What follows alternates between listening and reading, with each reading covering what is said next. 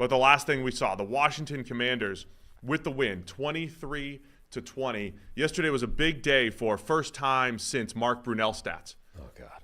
It was a huge day. Huge day. A little extra pep in my step here today. Yeah. Because we get to reference Mark Brunell multiple times on the show here today. First Washington playoff win since Mark Brunell, 2005. Mark Brunell had the last right. Washington That's playoff correct. win. I thought it was the first road win, but it was their first playoff win since 05. Wow. Is that right? That's a long time. Right? It is. 23-20, walk-off doink field goal for the Washington Commanders. We'll go blow by blow on some of the key plays in this one, but your overarching thoughts here. Commanders get the win, and they move on to play Detroit. Walk-off doink. That's way better than whatever Chris said in the broadcast. Walk-off doink? Yeah. Yeah, I'm just flowing here. You see a little Brunell stats get me going here at 7 in the morning. Yeah. It's great. Well, this was the only good game of Wild Card Weekend. It was great. This was a fun back-and-forth game. I felt sad that one of these teams had to lose. You know, like a lot of the matchups earlier, like, okay, one team's better than the other. They're going to win. I don't have a particular rooting interest in this game other than let's have the best team advance and have a better matchup in the next round. This one, though, is like, I quite like both these teams. I mean, you've got Baker and the Moxie, you know, and the Bucs, and then you've got Washington with this amazing story of Jayden Daniels and everything he's doing at quarterback as a rookie. Young Dan Quinn over there looking like Kevin James. It's like there's rooting interest on both sides. I just sort of felt sad that one of these teams had to go home. I saw you tweet that out. Did that take off, Dan Quinn? No, I don't think so. Oh, okay. It should have. It was. They showed a throwback picture of Dan Quinn. It did not only does he have hair, I mean, that's, you know, it's always jarring when you see old photographs of people that you know to be bald, and obviously the old photographs, they have hair. But young Dan Quinn looks very much like Kevin James. Maybe we'll pull that up maybe at some point here can tell. on Sam's Twitter account. So yeah, the Commanders get the game-winning field goal. It was really a back-and-forth type of game. Overarching theme of this game for me was the fourth down decisions by Dan Quinn. He goes for it four times on fourth down.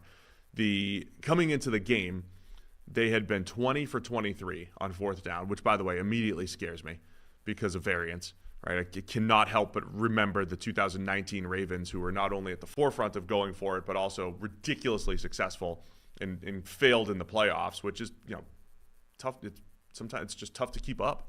20 for 23. Though you do have the common sort of theme there is when you have cheat code quarterbacks, it helps you fix a lot of those. I mean, Baltimore is always going to be very good at fourth downs. Buffalo is always going to be very good at them with Josh Allen. Philadelphia is always going to be very good at them with Jalen Hurts. And now Washington looks like they may be very good at them with Jayden Daniels. We'll get to it whenever we get to it. But that very last play where Kalijah Kancey had that thing dead in the backfield and Jayden Daniels just went, nope, stiff arm, first down. I'm going to, like, that quarterback, that specific skill set, athleticism, you know, stiff arm skills, like that's the difference between converting that play or not. Absolute cheat code, Jaden Daniels. And I thought he played great. Ultimately, the Commanders were 3 for 5 on fourth downs, but 4 of those were in field goal range. Right. Where, again, the hashtag Take the Points crowd was very adamant that the points should have been taken. Take your points. And especially after Dan Quinn missed on the first one. And so the very first fourth down, then it became, told you, take your points. Yeah. And it was fascinating the way it worked out, right? They get stopped on fourth, and then they go for it on fourth and get a touchdown. So it was like a net 7 instead of a potential 6, right? In the end of the day, 4 fourth down decisions led to 14 points. They got 2 of them. Then 2 of them led to 2 touchdowns at 14 points. They failed on 2 of them and essentially gave up those field goal opportunities. So we are talking, if you want to just keep it in simple terms, the Commanders come away with 14 points based off those 4 fourth down decisions versus only 12 potential points. And then you see how the game-winning field goal of only 37 yards by Zane Gonzalez doinks in, right? It goes in off the upright. And then you say, okay, those field goals that could have been attempted, and I don't remember the exact yardages, but, like, remember, they're not gimmies. They're not 100%. So right. At the end of the day, Dan Quinn and those fourth down decisions end up being huge.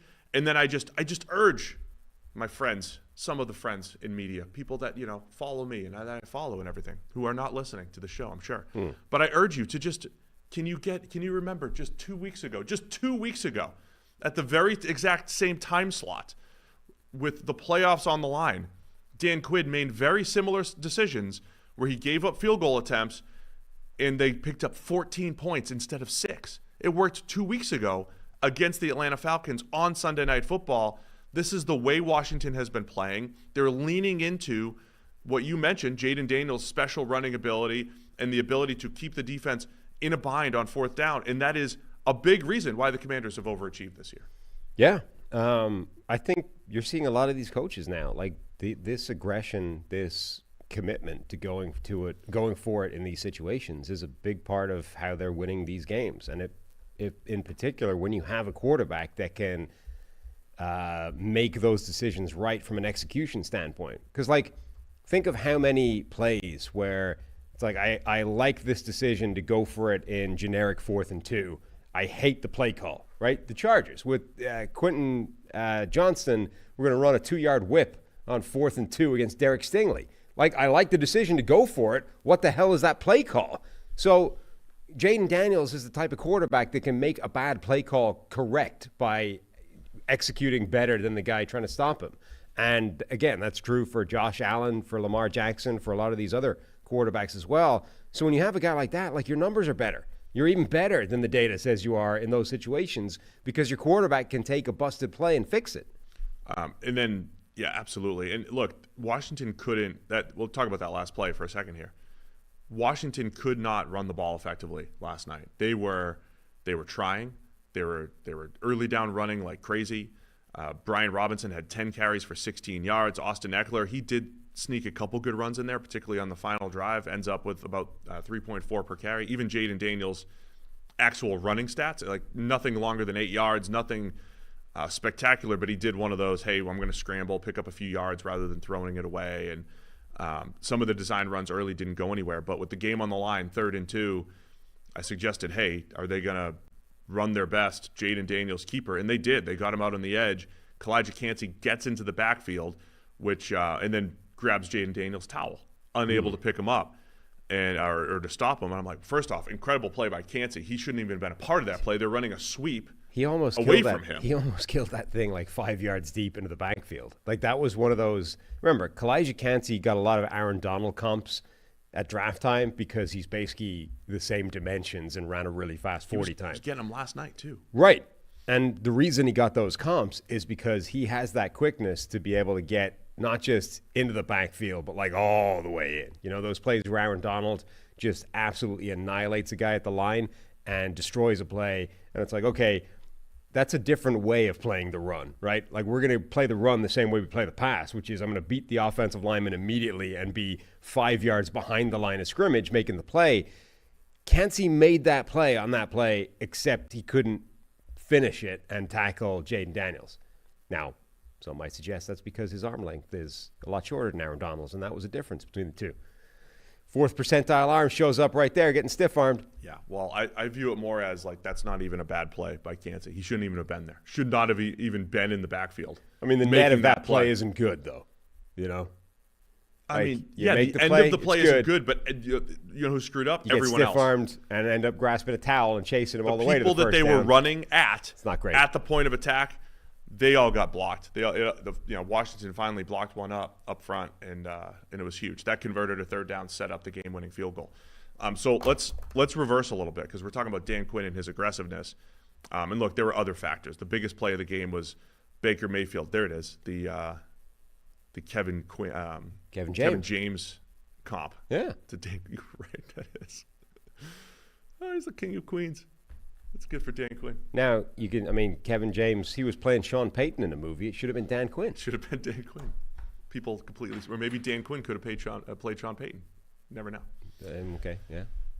Anyway, the biggest play of the game was Bucs had the lead, and they made one of those 4th down stops. In the red zone. In the red zone against Washington.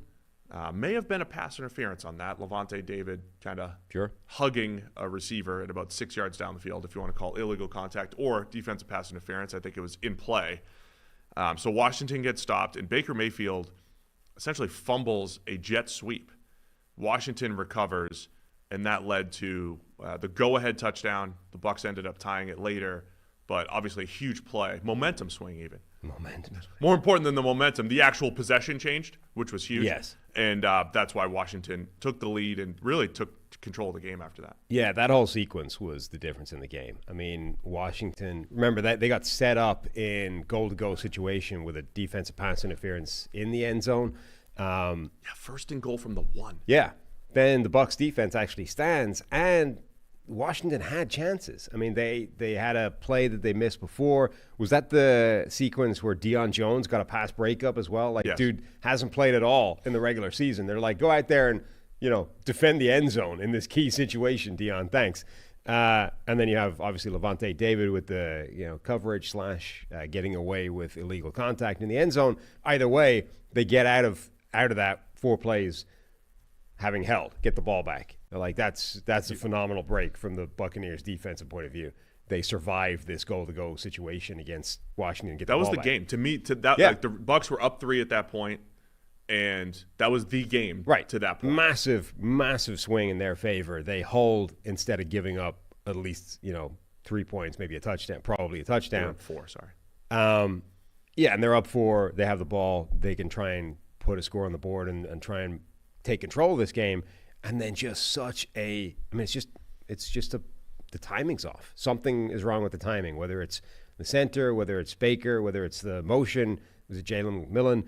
Either way, one of those 3 guys was just off by a hair, and that's the difference between just a routine jet sweep handoff and suddenly the ball's on the ground. Bobby Wagner pounces on it, turnover, and now you got to do it all over again. And this time they can't stand at the goal line. Washington gets their score, and now they have control of the game. This is why, predicting these games is always so maddening and frustrating. It's like that one play where they've practiced that however many times, just a routine, basic execution handoff is a split second off in some dimension, and suddenly the difference between, like, maybe that's a positive 5-yard gain, and it's the difference between that and the ball is on the ground, you lose it, and they have the control.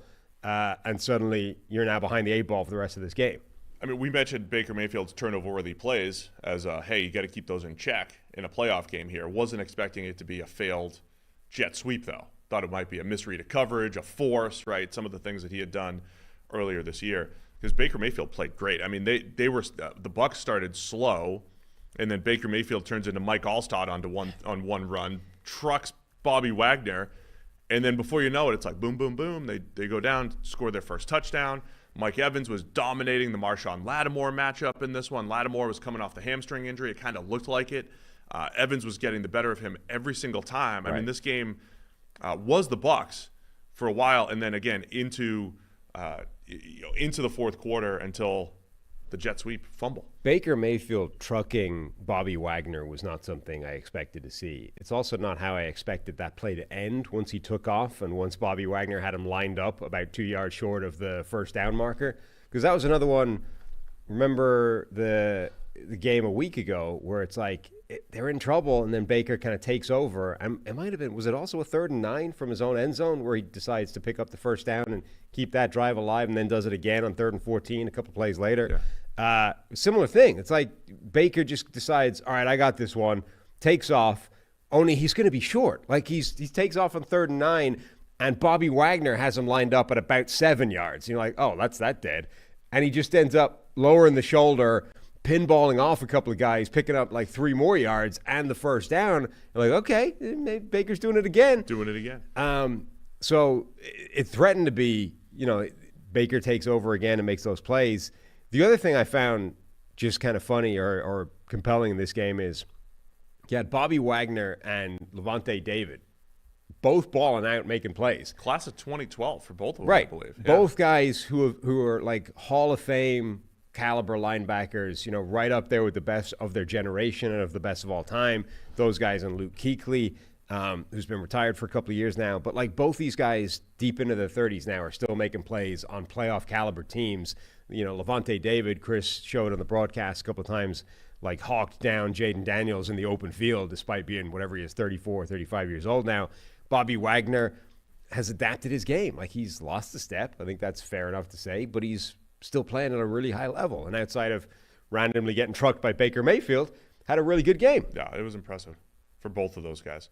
I got to respond to something in the chat. I didn't hear the halftime interview with Todd Bowles, but I saw the quotes coming out of it where he's basically saying, from our friend Drake Holiday, halftime interview, Bowles was just like, "Hey, got to stop Jayden rolling to the left, right, our right, left, our left, his right."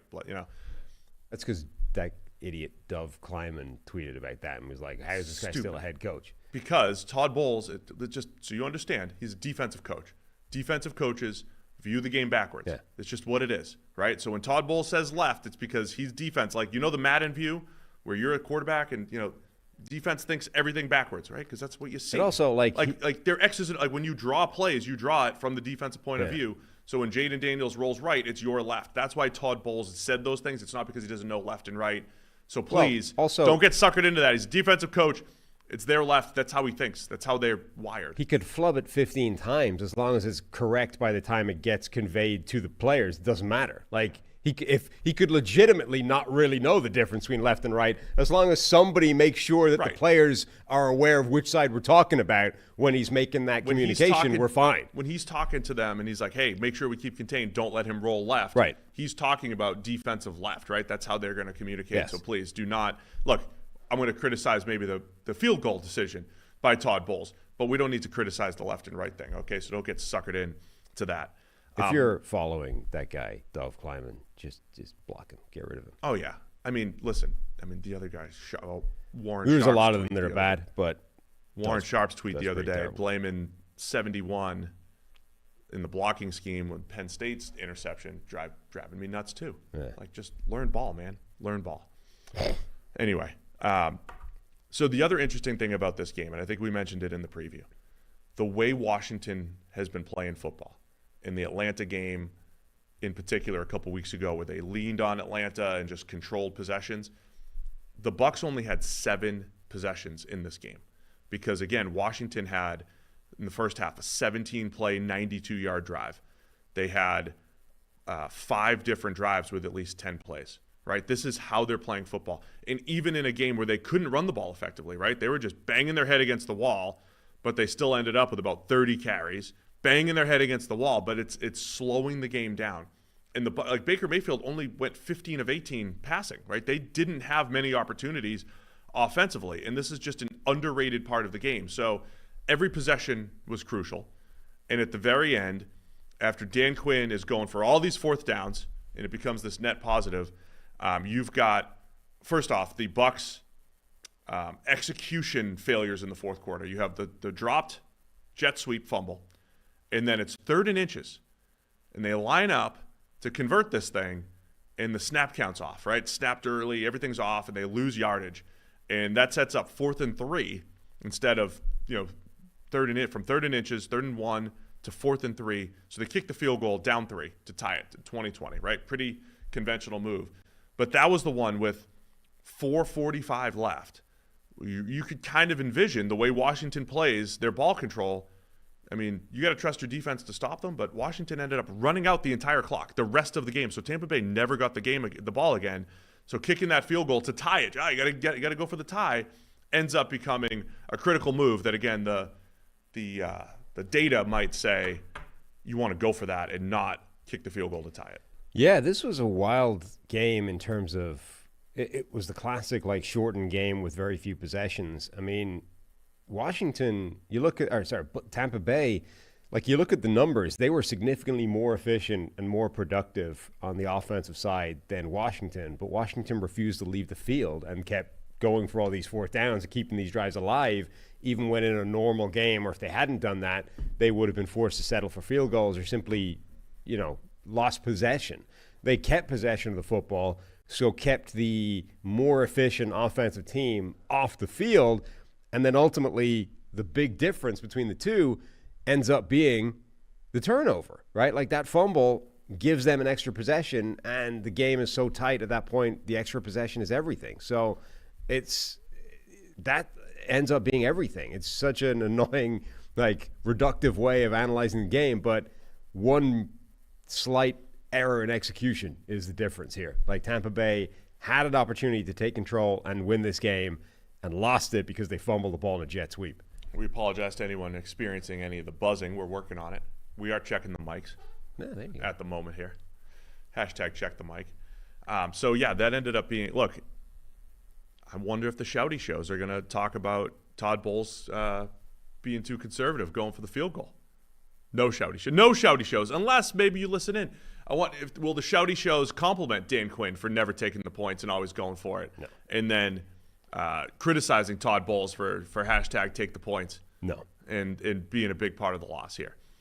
So at the end of the day, Washington ends up, they did run the ball a little bit more effectively. I mean, the other play of the game on that final drive, Jaden Daniels to Austin Eckler, kind of a weird throw. And look, with the way Todd Bowles plays defense, I'm not saying this is right or wrong, kind of an old school 3-4 blitz heavy look, right? It's not really 3-4, but it has those elements where you're going to have defensive ends dropping into coverage all the time. Earlier in the game, I thought Jayden Daniels missed some opportunities. He had Zach Ertz one-on-one with Anthony Nelson, who's like a 280-pound defensive end. Well, one of the plays of the game ends up being Yaya Diaby in coverage, defensive end, in coverage against Austin Eckler, and the ball just kind of zips right past Diaby, who maybe had a chance to break it up, but zips right past him. Weird throw, but it gets to Eckler, 18 yards. That was what kind of spurred the Commanders to get pretty much into field goal range. That got them into game-winning field goal range. Then they just needed one first down after that, and that was the 3rd and 2 QB sweep by Jayden Daniels, and the rest was history. So just a lot of those key high-leverage plays down the stretch there, and Washington just made a few more, while the Bucs made some really bad mistakes in the fourth quarter. The execution errors on the jet sweep and on the 3rd and inches ended up becoming just massive plays that you can't have at that time of the game. The other fun thing that Washington is doing on those short yardage things is they're playing around with this, put Marcus Mariota out there under center, have Jayden Daniels in motion or moving around the place. Like, obviously, I mean, the second time they just they were trying to draw them off and then ended up running that sweep play. But they are like, I mean, a lot of these first playoff games is maybe do you keep your powder dry? Did Buffalo do that? Was that why the game plan was relatively simplistic from their point of view, certainly late on?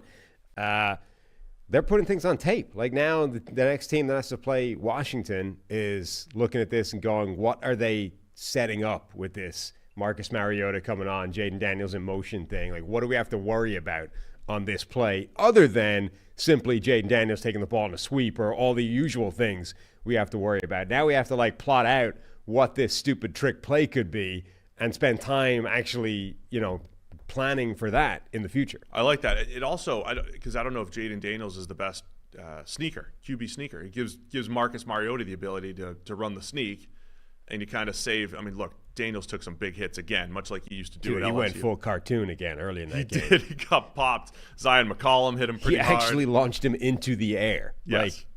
Put him airborne. And usually I'm all for the defender there. I think on the replay it did show that was slightly late. Jayden had just stepped out of bounds. It was kind of bang, but could have been called as a late hit. But Zion McCollum hit him hard. But it might save a little wear and tear on Jayden Daniels. The sneak thing is a solid point. I mean, Mariota has like a solid 15 pounds on Jayden Daniels, just sheer physics-wise. Like he's a heavier guy, and if you think that that's a big part of the sneaks, it could be a difference. The one other thing I mentioned earlier, Mike Evans kind of dominating Marshawn Latimore. We didn't get the back and forth that we were hoping for. Or the fight. I was waiting for Latimore to just snap and tee off and we get, Andre Johnson versus Cortland Finnegan, part 2 in the playoffs. Like, I was thinking, look, at the very minimum, that Latimore is not going to just go down without a fight. But he did. He just lost. He just got his ass kicked by Mike Evans because he probably wasn't 100% healthy, got wrecked, and then just let it happen. What the hell is that? Got to start swinging. Do something. You got to get into Mike Evans' head. Got to go down swinging. Look, I don't know how much the injury affected Latimore, but clearly he was a step slow on a bunch of those. As a former amateur athlete, the one thing you'll know when you come up against your level, right, and you're suddenly completely in over your head and overmatched, what does everybody do? You turn to violence. This guy is significantly more talented, skillful, and better than me. The only way of offsetting that is by turning to violence. And he didn't. He just let it happen. He just got beat. What the hell is that? Latimore kept his cool. No, can't have that. I mean, I even saw when Jayden Daniels, when Jayden Daniels got popped, I think I saw some Washington people being like, hey, nobody went up and defended him. And like the logical person. Too busy waiting for him to come down from orbit. It's true, he got tossed. The logical person in me is like, I think it's better not getting a 15-yard penalty on the, when you're heading into the red zone. So I don't know. I'm back and forth on that. Obviously, you got to protect your players and all that stuff, but like a 15-yard penalty just to, after your quarterback gets hit, isn't worth it. So Washington. Anything else on the game flow here? I really think the shortened game is a huge factor. And I'll say this: I think Detroit's going to beat Washington next week, but that ability to shorten the game, and we'll talk about it with the Buffalo game. Like Buffalo played this style yesterday, and for a while because they couldn't convert in the red zone, it's like, wow, Denver's hanging in there. One fluke play or one deep ball or whatever, and Denver's in the lead. Washington can play this style where if they can limit Detroit to 8 possessions, right, instead of 12, instead of 11, can they keep it close enough? They do have this annoying style that increases very annoying for the opponent. Right, of ball control. I mean, we'll see what happens tonight in the last game to go. But like the two class teams in the AFC progressed without much of a contest. Philadelphia in the NFC did the same thing. This is one of those games where it's like either one of these teams could go through, and I think either one of them would have remained a live threat to Detroit. Like I think either Tampa Bay or Washington has shown that they can cook in a given game differently. But I think they're both dangerous. Tonight, Minnesota has obviously shown that they can be a class team as well, and the Rams have beaten Minnesota already. So I guess either one of those teams is dangerous as well. But like Washington, a few weeks ago beat Philadelphia. Like they showed that Philadelphia absent Jalen Hurts, but still, like they showed that they can cause problems for teams that are quote unquote better than them. Philadelphia, Detroit, maybe. That game plan is problematic. Like they are going to shorten the game. They are going to keep themselves on the field with Jayden Daniels picking up those key fourth downs. And if those things break their way, you can limit this incredibly potent, explosive Detroit offense to a half dozen drives, and suddenly they can't put up, 45 points against you. And there's definitely a pathway to Washington winning that game. I agree with you. I think Detroit does win, but it's not like a guaranteed walkover, I don't think. And then I just want to give Jaden Daniels a final shout out. I mean, first rookie to win on the road since 2012 in a game which was 2 rookies against each other. Russell Wilson against RG3. So right? One of them had to win. So someone. Yeah. But Russell Wilson was the road quarterback. So we saw Bo Nix not do it earlier in the day. Jaden Daniels is just cool and calm under pressure, man. And again, the final stat line wasn't special as far as the run game goes, but they have that to tap into when they need to. By the way, Dami Brown made a ton of huge plays for Washington in this game. Terry McLaurin had a good game, but it was Dami Brown with some huge plays. And then they also took advantage of some Bucs injuries in the secondary on that final drive. Jamel Dean going down was a big factor in this game. It was. Yeah. Dynamite drop-in. That was good. Dynamite drop-in? Yeah. It's from Major League 2. Ah, got it. Dynamite drop-in, Monty. That broadcasting school's really starting to pay off. I use that on you about once a year. Cool. Anyway, Jayden Daniels, good job. Yeah. Very Redraft, much so. Is he going number 1 overall? Let's do this for social media. Do a clip for social. I mean, he would now, right? Like even the most ardent Caleb Williams believer would, I think, struggle based off the evidence of their rookie years to still stick with Williams and be like, I'm definitely confident that he will be better than Jayden Daniels in the future. He might be, but I don't know that you could be that confident now. I feel very confident in Jayden Daniels. My only pause is we're sitting. We literally just saw how impressive C.J. Stroud was last year. Right. How he's regressed a little bit this year, and how Bryce Young has completely turned it around, and over the last 8 to 10 weeks has looked better than C.J. Stroud. So certainly that's in the range of outcomes that a year from now, Caleb Williams looks better than Jayden Daniels. But it's very difficult to discount not only how well Jayden Daniels has played in the clutch, in fourth quarter situations, but how you can build this offense around his skill set. And they did this without a great number 2 option, despite what Dami Brown did last year, this entire season, right? So I think there's even more growth available here for Jayden Daniels. Yeah, and critically, Caleb Williams, I think, was a significantly better prospect than Bryce Young. So even, look at the turnaround that Bryce Young has had from a much worse starting point. Like, he was atrocious year 1, even worse in the first couple of games of the season before they had to bench him.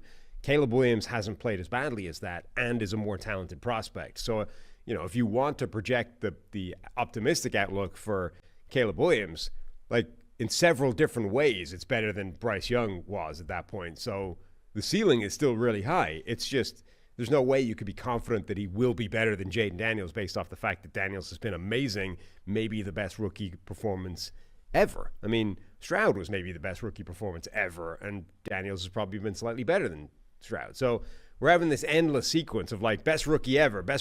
Like Baker Mayfield broke the rookie touchdown record. Justin Herbert then broke the rookie touchdown record. CJ Stroud came along and was arguably better than both those guys. And now Jaden Daniels has come along and has been better than any of them. Like we're on this never-ending run of like generally rookie struggle, but there's been quite a lot of like instant successes, in a pretty short period of time. And not all of them have just, as I always say, it's not Madden growth. Right. They don't automatically get better, and by year 4 they're elite. It's not always that clean. Sure. So we won't overreact to anything. Anything else on this game? No. So again, Washington, Detroit. When's that? Next week. That's the Saturday night game. Commanders, Lions, 8 p.m. We should go. Do you want to go to that game? How do we pull that off? Get to Detroit, and then getting back for Sunday. Yeah, that's our problem. Yeah, that's potentially the problem. Thanks for watching all the way to the end of our video. For more great content, click here to subscribe and here to watch another video. We'll see you again soon.